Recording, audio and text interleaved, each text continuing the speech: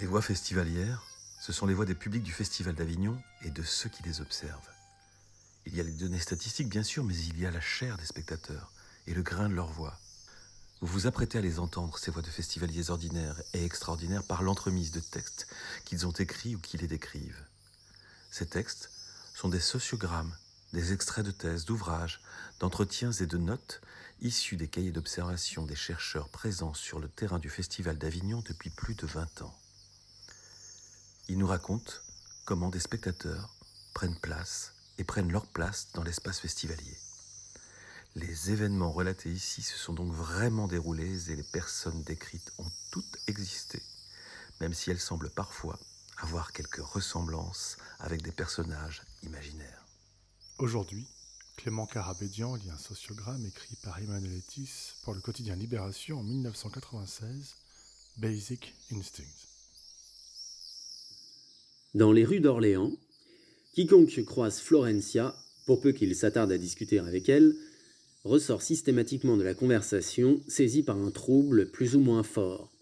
Un trouble qui ébranle tout son petit ordre social intérieur.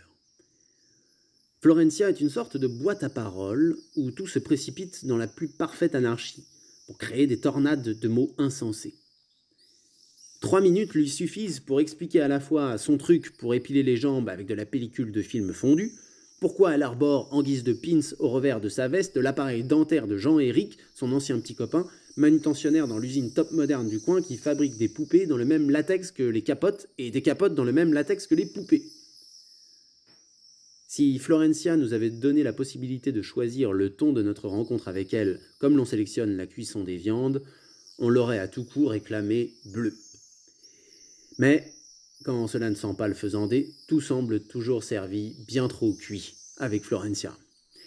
On aimerait avoir sous la main la bonne excuse pour abréger, mais Florencia entreprend la description de sa collection de poupées majorettes habillées comme Scarlett O'Hara ou la fameuse Marquise des Anges, Angélique, et l'on sombre peu à peu sous l'emprise glutineuse de l'hypnose marie-candienne.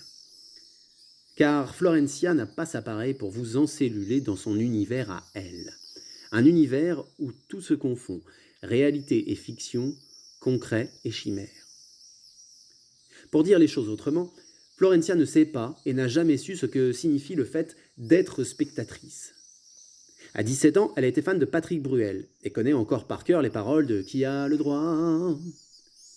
Patrick faisait partie de son monde, comme elle pensait faire partie du sien. Florencia pensait que, quand elle serait grande, elle se marierait avec lui, sans difficulté.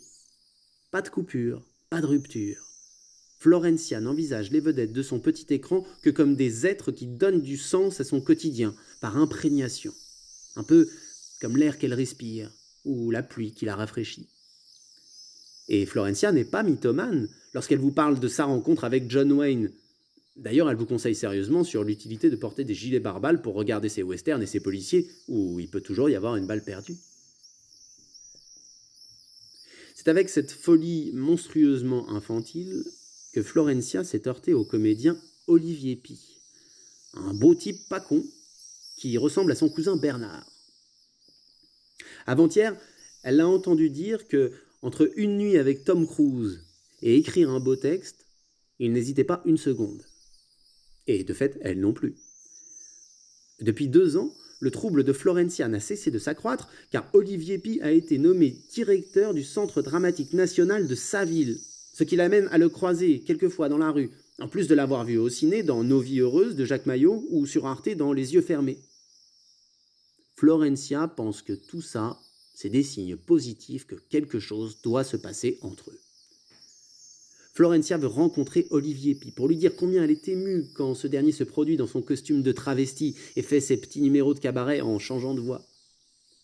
Florencia tentera le coup demain, car elle a trouvé un prétexte pour l'aborder. Une fameuse idée marketing à un filon en or pour Olivier et moi. Une petite Barbie travelotte en latex, comme la Miss Knife de son spectacle, avec buste et organes génitaux amovibles.